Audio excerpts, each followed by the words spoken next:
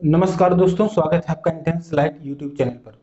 दोस्तों, जैसा कि आप इस समय 9th क्लास का जो है कोर्स कर रहे हैं, तो अभी तक हम संख्या पद्धति नामक एक पहले चैप्टर पर हैं और लगातार एक के बाद एक करके हम सभी कंसेप्ट को, सभी टॉपिक्स को सीखते जा रहे हैं। दोस्तों, इसी क्रम में आगे बढ़ते हुए कल जो चीज़ें हमने सीखी थी, कुछ एग्जाम्पल्स भी लगाए थे।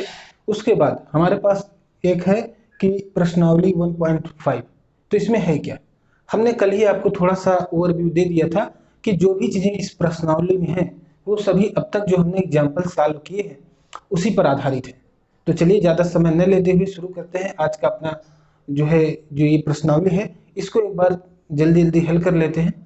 और इसमें क्वेश्चन नंबर 3 थोड़ा सा आपको हो सकता है कठिन लग रहा हो, उसको भी देखेंगे। लेकिन पहले क्वेश्चन नंबर 1 पर और एक बार याद दिला दे दोस्तों फिर से कि 9th क्लास का आप गणित कर रहे हैं, संख्या पद्धति चैप्टर है और इसमें प्रश्नावली 1.5।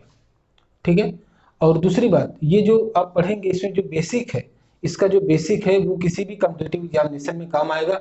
विशेषकर जो लोग टीजीटी या पीजीटी की तैयारी कर रहे हैं, अगर उनको लगता है कि उनका बेसिक कमजोर है तो इसका सहारा ले सकते हैं। चलिए आगे बढ़ते हैं। पहला प्रश्न है दोस्तों, हमने शॉर्टकट में परिमेय या अपरिमेय इस तरह से लिखा हुआ है। तो ये प्रश्न ये है कि नीचे कुछ संख्याएं दी हुई है और आपको इसको देख करके बताना है कि इनमें से कौन सी परिमेय संख्या है और कौन सी अपरिमेय संख्या है। तो दोस्तों, अभी तक परिमेय और अपरिमेय के कंसेप्ट को मैंने बहुत ही अच्छे तरीके से क्लियर किया और उसकी दोनों प्रॉपर्टी बताई। एक तो परिमेय संख्या की प्रॉपर्टी ये है कि p बटे q के रूप में लिखा जा सकता है, where p and q both are integer and q does not equal to 0। और दूसरा एक पहचान था, अगर वो दशमलव संख्या में है तो अगर वो शांत दशमलव संख्या है तो वो परिमेय संख्या है। और अशांत होने की कंडीशन दो होती है। एक जो अशांत दशमलव संख्या होती है उसमें रिकरिंग होती है, मतलब आवर्ती होती है, तो वो भी परिमेय संख्या होती है। लेकिन जिसमें आवर्ती नहीं होती वो अपरिमेय संख्या होती है। अब देखिए, जितने भी इस तरह की संख्याएं हैं जैसे 2 माइनस अंडर रूट 5, हमने आपको बताया था कि जब परिमेय संख्या का अपरिमेय के साथ कोई भी संक्रिया कराते हैं, जोड़ते हैं, गुणा करते हैं, भाग करते हैं, बशर्ते जो परिमेय संख्या है वो 0 ना हो, उस कंडीशन में जो रिजल्ट आता है वो एक अपरिमेय संख्या का आता है। अब देखिए, पहला संख्या है 2 में से जब आप अंडर रूट 5 को माइनस करेंगे तो जो संख्या आएगी दोस्तों वो कैसी संख्या आएगी, वो आएगी अपरिमेय। ठीक है, अपरिमेय। ठीक है, आप चाहें तो इसकी वैल्यू को, दो की वैल्यू को, दो तो है ही, दो की वैल्यू में से अंडर रूट 5 की जो वैल्यू है दशमलव वाली, उसको आप माइनस करेंगे तो आपको एक अपरिमेय संख्या मिलेगी। यानी एक ऐसा दशमलव संख्या मिलेगा जिसके बाद जितने भी अंक आते जाएंगे वो किसी खास पैटर्न पर आधारित नहीं रहेंगे। ठीक है, तो एक पॉइंट तो ये है दोस्तों। दूसरी बात, 1/√2 की बात कहा है, तो 1/√2 में भी वही बात है कि एक में भाग दिया किससे, √2 से। √2 अगर अपरिमेय संख्या है तो आप ये बताइए क्या 1/√2 परिमेय होगा या अपरिमेय होगा? तो जाहिर सी बात है ये भी अपरिमेय होगा, अपरिमेय। अगला है देखिए 2 पाई दिया हुआ है। 2 पाई में देखिए, 2 पाई में 2 मल्टीप्लाइड बाई पाई है। पाई कैसी संख्या है? पाई जो है आपका ये 22/7 है। इसका मान जब आप दशमलव में निकालते हैं तो भी एक अपरिमेय संख्या आएगी, यानी अशांत होगा लेकिन रिकरिंग नहीं होगा। Non terminating, non recurring type का परिमेय संख्या है पाई, इसलिए ये भी क्या है, अपरिमेय है, परिमेय। अगला प्रश्न है दोस्तों, 2 इंटू रूट सेवन अपान 7 √7। अब देखिए 2/√7 अपान 2/√7, तो √7 से √7 कैंसिल हो जाएगा, सॉरी यहाँ पे 7 है, ये बराबर आ गया 2/7। अब आप बताइए कि 2/7 क्या है। थोड़ा सा अगर सिंप्लीफिकेशन इसका किया जा सके तो यहाँ पर आप सिंप्लीफिकेशन भी इसका कर ले, तो सरलीकरण करने के बाद 2/7 हमारे पास आया है। तो ये कैसी संख्या है दोस्तों, ये परिमेय संख्या है। परिमेय संख्या क्यों है? क्योंकि देखिए जो टू है, टू क्या है, एक इंटीजर है यानी पूर्णांक है, और 7 भी पूर्णांक है यानी इंटीजर है, और 7 बराबर नहीं है 0 के, इसलिए 2/7 एक परिमेय संख्या है। तो दोस्तों ये कैसी संख्या हो गई, ये हो गई परिमेय संख्या। अगला है, ये दिया हुआ है, इसका भी आपको सरलीकरण करना होगा। थोड़ा सा अगर व्यंजक के रूप में कोई चीज दिया रहेगा इस तरह से, और अगर आपको लगे कि इसका सिंप्लीफिकेशन किया जा सकता है तो उसको आप सिंप्लीफाई करेंगे। तो देखिए इसको कैसे करेंगे, ये ब्रैकेट हटाएंगे, जब आप इस तरह से आप ब्रैकेट हटाएंगे तो अगले स्टेप में आपका ये आ जाएगा। तो देखिए √23 माइनस √23, इससे ये माइनस हो जाएगा, 0 बन जाएगा, ये बचेगा क्या, 3। तो दोस्तों बताइए 3 कैसी संख्या है, ये बराबर आ गया 3, और 3 है परिमेय संख्या। ठीक है, 3 भी परिमेय संख्या है। क्यों है, क्योंकि 3 को आप p/q के रूप में लिख सकते हैं, 3/1 लिख सकते हैं, और 3 भी इंटीजर है, 1 भी इंटीजर है, 1 डज नॉट इक्वल टू 0 है, इसलिए 3/1 क्या है, एक परिमेय संख्या है।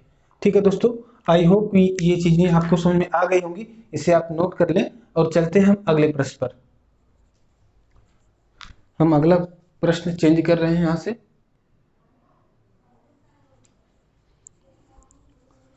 चलिए दोस्तों देखिए, हमने अगला प्रश्न यहाँ पर नोट कर लिया है।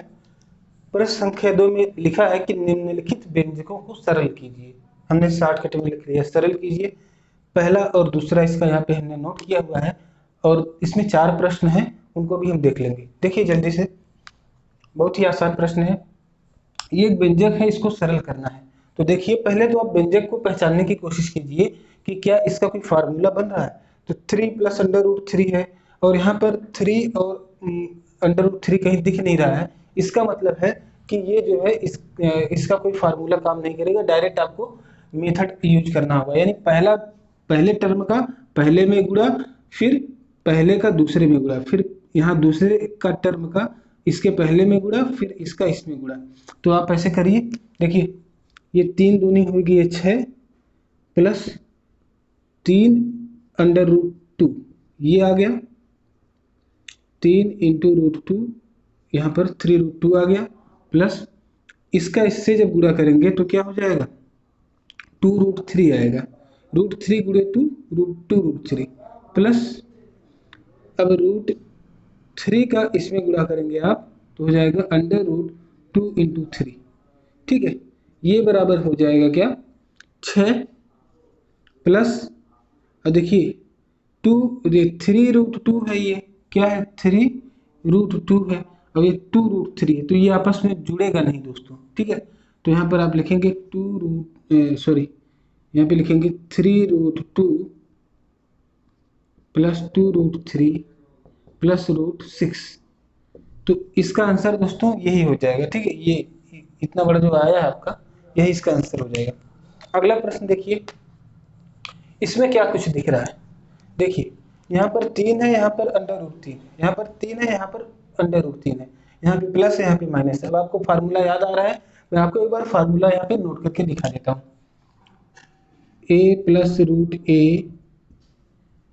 a - √a, यही ना हमने बताया था। ये बराबर क्या होता है, ये बराबर होता है दोस्तों a² - a। क्या आपको याद आया? अगर ये नया वाला फार्मूला आपको न याद आ रहा हो तो आप पुराना फार्मूला आपने जो बीजगणित में पढ़ा होगा, ठीक है, a + b × a - b = a² - b²। यही फार्मूला अगर आप इस पे अप्लाई कर देंगे फिर भी वही बात आएगी। देखिए फिर भी वही आपको सोल्यूशन मिलेगा। तो इस फार्मूले का भी यूज कर सकते हैं, और इसका करेंगे तो डायरेक्ट आप ऐसे लिख देंगे। इसका अगर इस्तेमाल करेंगे यहाँ पर तो ये बराबर डायरेक्ट हो जाएगा 3 का स्क्वायर - 3, ये बराबर 3 × 3 = 9 - 3 बराबर 6। ठीक है, एक ही स्टेप में इसका आंसर आ जाएगा। अगर इसका इस्तेमाल करेंगे तो थोड़ा सा आपको इस तरह से लिखना पड़ेगा। देखिए अगर ये 3 है तो a को 3 माने, b को √3 माने। ठीक है, तो यहाँ पर क्या लिखेंगे, 3 का स्क्वायर माइनस b को √3 मान रहे हैं तो √3 का स्क्वायर, ये बराबर हो जाएगा 3 × 3 = 9 माइनस ये √3 × √3, ये 9 माइनस ये हो जाएगा 3, ये बराबर 9 - 3 का मान हो जाएगा 6। अंत में ही 6 वैल्यू आया है। ठीक है दोस्तों, तो आप अगर ये नया फार्मूला याद करने में असहज हो रहे हो तो इस फार्मूले से आप काम चला सकते हैं। इसी पर बेस्ड है ये वाला फार्मूला, इसी फार्मूले पे बेस्ड। ठीक है, तो दोस्तों चलिए आगे देखते हैं अगले प्रश्न को।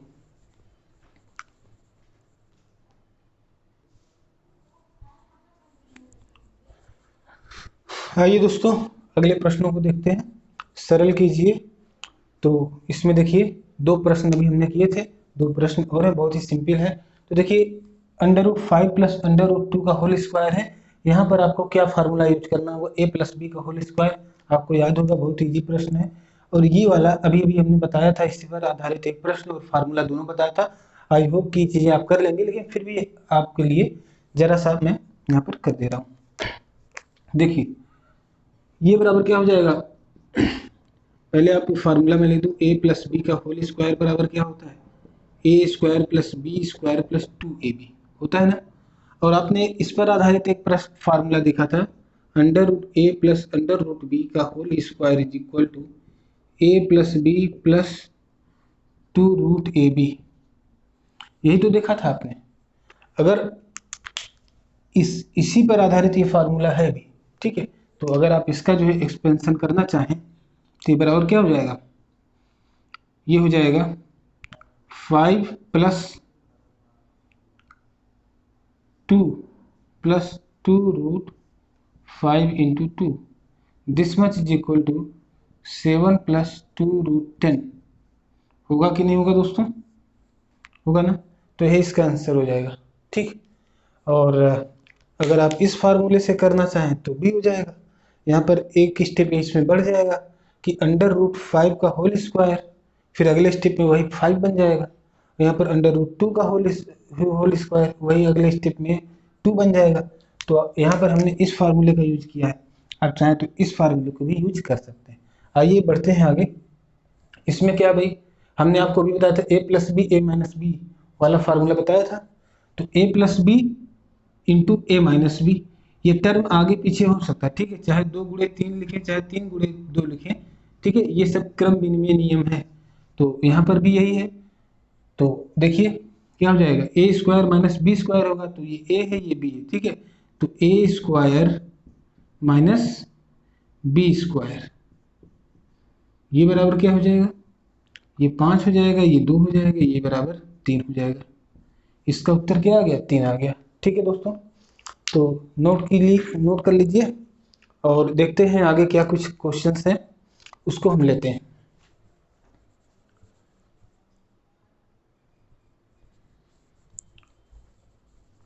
आइए दोस्तों चलते हैं अगले प्रश्न पर।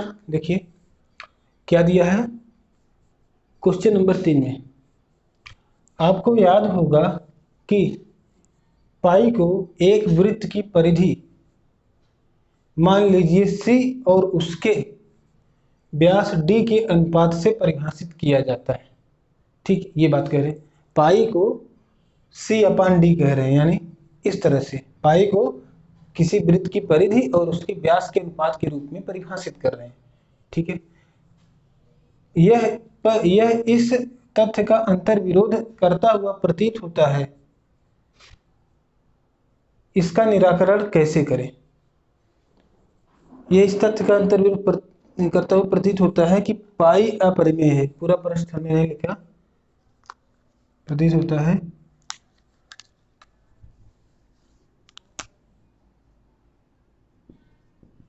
कि पाई अपरिमेय है, इसका निराकरण कैसे करें। ठीक है, तो आइए देखते हैं क्या कुछ है। देखिए पहली बात तो परिधि और उसके अनुपात की बात कर रहा है, उसके व्यास की। तो देखिए होता क्या है वृत्त में, ये है आपका वृत्त, ठीक है, वृत्त में होता है केंद्र, केंद्र से इसके किसी भी बिंदु की जो दूरी होती है दोस्तों, वो होती है उसकी त्रिज्या, और त्रिज्या का दुगना जो है, जो होता है, ये पूरी जो दूरी होती है वो होती है व्यास, इसे हम डी से रिप्रेजेंट करते हैं, यानी डी बराबर होता है 2r।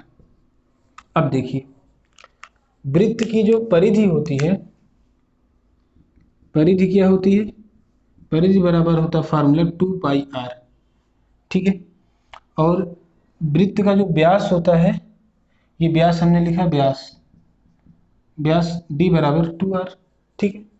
अब क्या कह रहे हैं कि उसके व्यास उसके परिधि और व्यास के अनुपात की बात कर रहे हैं, परिधि बटे व्यास, ठीक है। इस अनुपात में अगर वो डिफाइन करते हैं तो पाई बराबर c अपान डी, जहां पर c क्या है, c परिधि और d व्यास है, कह रहे हैं तो पाई के बराबर है ये। तो देखिए क्या है, परिधि है 2πr, व्यास है 2r, 2 से 2 कैंसिल, r से r cancel, is equal to pi.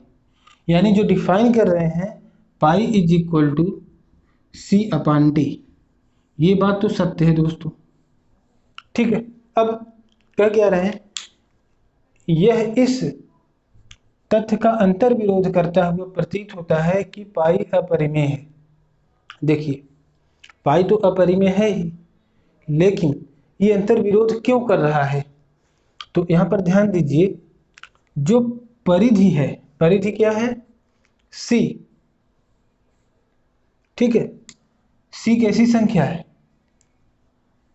c जो परिधि है, अगर यहां से यहां तक की जो दूरी है, एक डिस्टेंस है, एक निश्चित दूरी है ना, ये तो अनंत तक जाना नहीं चाहिए, इसको एक निश्चित दूरी है, तो c कैसी संख्या हो सकती है, c परिमेय हो सकती है। और d चूंकि ये त्रिज्या का दुगुना है, ठीक है, ये भी कैसी संख्या है, परिमेय है, परिमेय है, ठीक है। आप जब भी किसी भी चीज का, सपोज दैट ये कोई एक जो है वृत्ताकार एक पथ है, इस पथ से आपने बाइक चलाना स्टार्ट किया, यहाँ से यहाँ तक कैसे गए और यहाँ वापस आए, तो इसका मान आ गया 2 किलोमीटर। तो ये जो 2πr है, इसका वैल्यू क्या आ गया, 2 किलोमीटर। तो 2 किलोमीटर, 2 जो क्या है अपने आप में परिमेय संख्या है, और परिमेय संख्या बटे दूसरी परिमेय संख्या, आपने इसके केंद्र से यहाँ तक की दूरी मापी, फिर उसकी दुगनी कर दी। मान लीजिए ये है आधा मीटर, मान लीजिए कुछ भी है, सपोज दैट, ठीक है। इसकी एक अलग वैल्यू निकल के आएगी, लेकिन मान लीजिए कोई एक संख्या है, ठीक है, पॉजिटिव इंटीजर है, पॉजिटिव इंटीजर ही होगा, कुछ ना कुछ होगा, 1 2 3 4 कुछ भी होगा, तो वो जो भी होगा, मान लीजिए x या r ही है, r अपने आप में परिमेय संख्या है, तो परिमेय संख्या बटे परिमेय संख्या अगर आप लिखते हैं तो उसका मान भी तो परिमेय आना चाहिए ना, लेकिन यहाँ पर पाई आ रहा है, यानी अपरिमेय संख्या आ रहा है। तो ये एक तरह से क्या है, अंतर विरोध है। यहाँ पर हम परिमेय देख रहे हैं, यहाँ पे अपरिमेय देख रहे हैं। प्रश्न में ये कहा गया है कि इसका आप निराकरण कैसे करेंगे। तो देखिए, जब हम बात करते हैं पाई की, तो पाई की जो वैल्यू है, पाई की जो वैल्यू है वो जो है जो निकाली गई है हमारे गणितज्ञों के द्वारा, हम 22/7 जो लिखते हैं वो भी सही वैल्यू नहीं है, उसमें भी कुछ अंतर है, ठीक है। एक पॉइंट तो ये है। दूसरी बात जो c/d है, अब देखिए संख्या रेखा पर जब हम कोई दो बिंदु लेते हैं, जैसे ये 0 है, 1 है, 2 है, 3 है, तो दो बिंदुओं के बीच अनेक बिंदु होते हैं, अनेक संख्याएं होती हैं, और कोई भी संख्या इसके बीच की ऐसी भी हो सकती है जो अपरिमेय भी होती है। 2 और 3 परिमेय होते हैं, तो आखिर ये भी अगर इसको हम यहाँ से कट कर दें, समझ लें कि ये एक रस्सी है, रस्सी से बना हुआ, रस्सी को यहाँ से कट करें और इसको इस तरह से फैला दें, यानी यहाँ से यहाँ तक की जो दूरी है 2πr हो गई।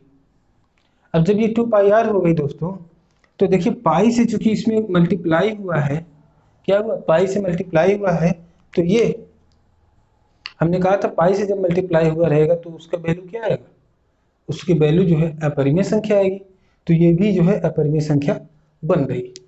तो यहाँ पर दोनों चीजें हैं, अगर इस r का मान 1/पाई हो जाए किसी तरह से, ठीक है, तो ये चीज जो है 1/पाई करेंगे, पाई से पाई कैंसिल हो जाएगा, तो ये परिमेय संख्या बन जाएगी। तो यहाँ पर अंतर विरोध है, और इस अंतर विरोध को समझना चाहिए कि पाई के परिमेय या अपरिमेय होने में अंतर विरोध है। एक तरफ हम देख रहे हैं कि ये अपरिमेय संख्या, दूसरी तरफ परिमेय संख्या दिखाई दे रही, लेकिन जब इसी चीज को हम इस तरह संख्या रेखा पर निरूपित करते हैं और इसकी रियल वैल्यू निकालते हैं तो यहाँ पर भी हम अपरिमेय प्राप्त कर सकते हैं। ठीक है, तो परिमेय भी आ सकता है, अपरिमेय भी आ सकता है, इसलिए यहाँ पर कंट्राडिक्शन होने का जो चांसेस है वो बहुत कम है। ठीक है दोस्तों, तो इस तरह से इसका निराकरण करेंगे। तो देखते हैं अगले प्रश्न को। आई होप कि इसके कंसेप्ट को आपने समझा होगा। ठीक है, चलिए बढ़ते हैं आगे। बहुत सारे टीचर्स बताते हैं कि इसमें कोई कंट्राडिक्शन नहीं। देखिए कंट्राडिक्शन साफ दिख रहा है, pi equal to C upon D. तो सी की एक वैल्यू होगी, डी की एक वैल्यू होगी, दोनों परिमेय संख्याएं होंगी, जाहिर सी बात है।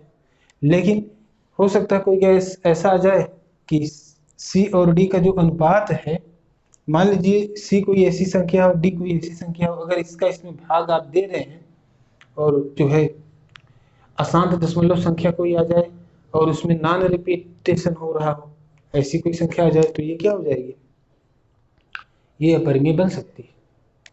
तो आई होप कि चीजें आप समझ गए होंगे। चलते हैं अगले प्रश्न पर।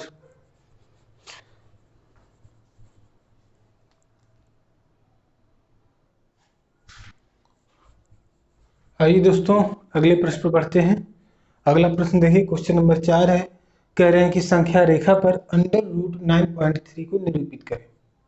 अब इसे हमें संख्या रेखा पर दिखाना है, तो संख्या रेखा पर आप क्या चीज दिखा सकते हैं, कोई भी बिंदु। जैसे कि आप जब अंडर रूट 2 को रिप्रेजेंट कर रहे थे तो कैसे रख कर रहे थे, ध्यान दीजिए। आप किसी तरह से आप 0 1 2 3 इस तरह से संख्या रेखा बनाते थे और किसी तरह से जैसे आपको चूंकि 1 तो यहाँ दिख रहा है तो 1 यहीं पे होगा संख्या रेखा पर, 2 यहीं पे होगा, लेकिन रूट 2 कैसे होगा, तो आप कोई युक्ति लगाते थे। इस तरह से आप ऐसे करते थे, फिर एक इधर लेते थे, एक इधर है ही। ठीक है, ये जो वैल्यू है ये रूट 2 है, पाइथागोरस के प्रमेय लगाते थे, फिर यहाँ से ऐसे इस तरह से करते थे, यहाँ से कट लगाते थे ऐसे ऐसे करके, फिर यहाँ पर जो ये जो डिस्टेंस होगी इस डिस्टेंस के बराबर हो जाएगी, है ना। अंडर रूट 2 अगर ये है तो ये भी अंडर रूट 2 हो जाएगी, तो यहाँ पर संख्या रेखा पर अंडर रूट 2 इस तरह से आपको प्राप्त होता था। अब अंडर रूट 9.3 आपको लेना है तो क्या करेंगे, तो यही प्रक्रिया लास्ट में करेंगे। इस तरह से आपको उसकी दूरी को मापना होगा। जैसे आपने यहाँ रूट 2 यहाँ से मापा, फिर यहाँ पे कट लगा दिया, यहाँ पर आपने बता दिया, वही काम यहाँ पर भी करेंगे लेकिन लास्ट में। पहले तो हम 9.3 है उसके रूट की वैल्यू तो प्राप्त करें, तो वो कैसे प्राप्त करेंगे, देखिए हमने एक एग्जाम्पल आपको बताया था कल वाली क्लास, अगर आपने देखा होगा, लेकिन आज एक बार फिर से वैसा ही प्रश्न आपके सामने है। तो देखिए सबसे पहले आप क्या करेंगे, ये मान लेते हैं आपका ये है संख्या रेखा। ठीक है, अगर यहाँ पर 0 है, चूंकि देखिए पॉजिटिव संख्या है इसलिए मैं यहाँ पर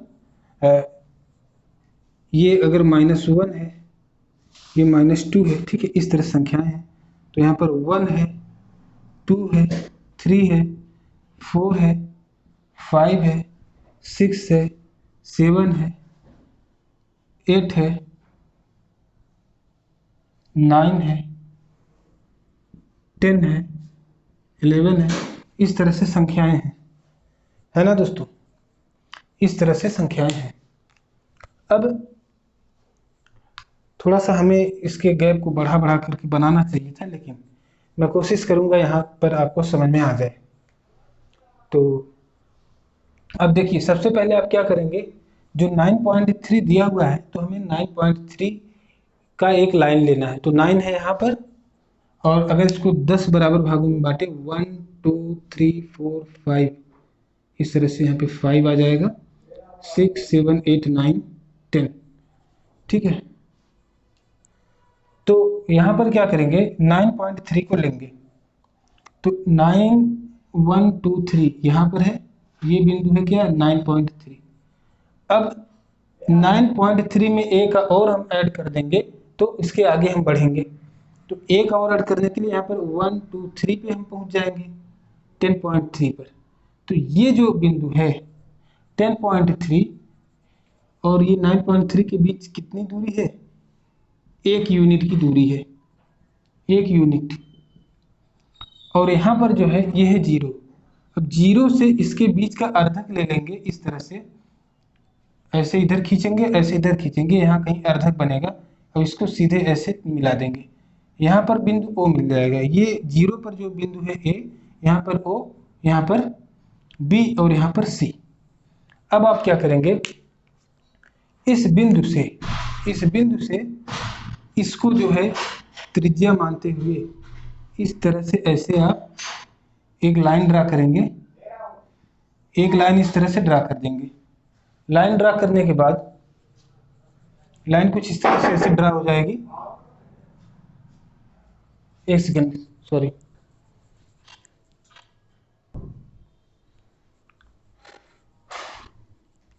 सॉरी फॉर द डिस्टर्बेंस। देखिए ये सब जो इतना सारा बन रहा है ऐसे नहीं बनेगा, एक ही बनेगा थोड़ा सा। अब चूंकि ये बोर्ड है इस पर उतना अच्छा मैं नहीं बना सकता, ठीक है। इस तरह से थोड़ा सा ऐसे यहाँ से बड़ा सा ऐसे बन के आएगा कहीं, और इसको मिला देंगे।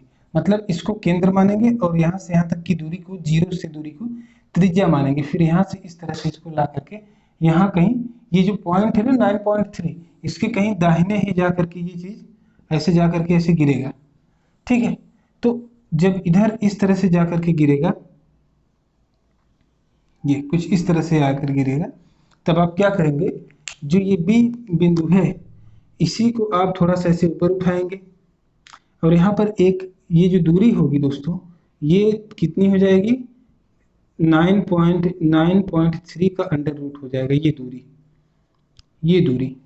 अब इस चीज को आपको संख्या रेखा पर दिखाना, संख्या रेखा तो नीचे है, तो आप अपने जो आपका गोला प्रकार है इसमें इस तरह से यहाँ पर ऐसे ले लेंगे, ठीक है। ऐसे ले लेंगे, लेकर के यहाँ पर आएंगे बिंदु 0 पर 0 से यहाँ पर ऐसे एक कट लगा देंगे, तो यहाँ पर एक बिंदु मिलेगा जो हो जाएगा अंडर रूट 9.3, ठीक है।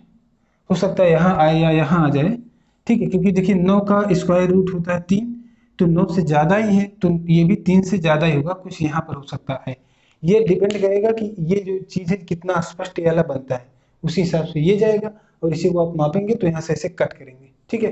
तो शायद ये यहाँ कहीं पर आए, ठीक है, ये 3 के एकदम पास में आ जाए, तो ये कुछ आ सकता है इसका आंसर। यहाँ से ऐसे कट करेंगे, इधर कितना कट करेंगे, जितना यहाँ से इधर आप मापेंगे अपने प्रकार में, ठीक है दोस्तों। तो तरीका यही है, हमने आपको एक बार पहले भी इसको बताया था। आई होप कि ये चीज़ आपको समझ में आ गई होगी। चलते हैं, एक प्रश्न और बचा है, उसको देख लेते हैं, ठीक है।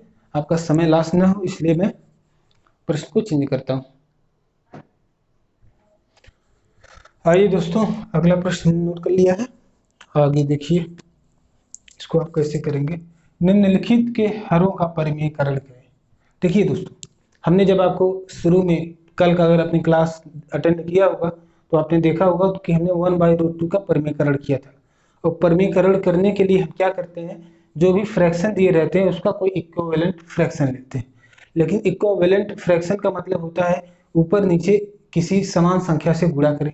अब किसी का मतलब किस पर आधारित हम करेंगे, ताकि हमारा जो हर है, ठीक है, वो जो है परिमेय संख्या बन जाए। हम कुछ ऐसी संख्या से गुणा करते हैं, तो जैसे 1/√7 है, अगर हम अंडर√7 को चाहते हैं यहाँ से रूट हट जाए, रूट न रहे, तो हम क्या करेंगे, √7 से अगर हम मल्टीप्लाई कर दें या √7 से डिवाइड कर दें, दोनों केस में ये जो है हो जाएगा। तो यहाँ पे मल्टीप्लाई करना ज़्यादा सही रहेगा। देखिए इसको करेंगे 1/√7, √7 इस तरह से अगर हम करेंगे, this much is equal to अंडर√7 है आपकी परिमेय संख्या। इसलिए इस जो ये भिन्न था यहाँ पर अंडर√7 था अपरिमेय, यहाँ पर क्या हो गया, परिमेय संख्या में कन्वर्ट हो गया, तो इसका परिमेयकरण हो गया, ठीक है।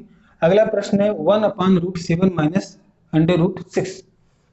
तो इसका अगर परिमेयकरण करना चाहें तो आप कर सकते हैं 1/√7 माइनस √6, √7 प्लस √6, ऊपर नीचे इसी व्यंजक से आप गुणा कर देंगे, √7 प्लस √6। ये बराबर आप जानते हैं फार्मूले से, यहाँ √7 प्लस √6 ऐसे ही रहेगा ये व्यंजक, ठीक है। और नीचे क्या जाएगा, देखिए √a minus √b, √a plus √b, इसका मान क्या जाएगा, a माइनस b। तो a है 7 और b है 6, 7 में से 6 जाएगा तो बन जाएगा क्या 1, यहाँ पर बन जाएगा 1। तो एक कैसी संख्या है, परिमेय संख्या है, यानी जो इसका डिनोमिनेटर है यानी जो इसका हर है वो परिमेय संख्या में कन्वर्ट हो गया। तो ये भी जो है, ये जो संख्या थी इसका भी परिमेयकरण हो गया, तो ये इसका आंसर है।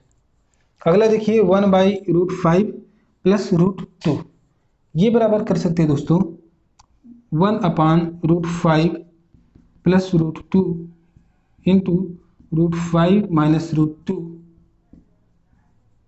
√5 माइनस √2, अंश और हर में समान संख्या से हमने गुणा कर दिया, ये बराबर किया जाएगा दोस्तों √5 माइनस √2 अपान, वही देखिए फार्मूला यहाँ भी लगेगा √5 प्लस √2, दूसरे पे √5 माइनस √2, ये बराबर क्या हो जाएगा, ये बराबर हो जाएगा देखिए a plus B A minus B, या तो ये भी लगा लें तो a² माइनस बी स्क्वायर हो जाएगा। तो √5 का स्क्वायर माइनस √2 का स्क्वायर, √5 का मान आएगा 5 और √2 का मान आएगा, √2 का स्क्वायर का मान आएगा 2, तो 5 माइनस 2 बराबर क्या आ जाएगा 3। ठीक है, तो ये भी देखिए परिमेय संख्या में कन्वर्ट हो गया, मतलब ये हर वाला जो है ये अपने आप में पूरी जो संख्या है अभी भी अपरिमेय ही है, लेकिन ये जो आ गया जो हर में 3 आया है, 3 परिमेय संख्या है, इसलिए हम कहेंगे इसके हर का जो है परिमेयकरण हुआ है। ठीक है, और अगला प्रश्न देखिए 1/√7 माइनस 2 है, इसको भी आप आसानी से कर सकते हैं, यही काम यहाँ पर भी करना है 1/√7 माइनस 2 और √7 plus 2, √7 plus 2, this much equal to √7 plus 2 upon, देखिए यहाँ पर भी √7 माइनस 2 √7 प्लस 2, यानी हो जाएगा ये हो जाएगा क्या 7 माइनस 2 स्क्वायर, 7 माइनस 2 स्क्वायर, क्यों, क्योंकि देखिए √a minus √b into √a plus √b बराबर होता है a minus B square, a minus B square ये एक फार्मूला है, ये आप ध्यान दीजिएगा, कल या परसों वाली क्लास में आप देखेंगे तो ये फार्मूला मैंने बताया था।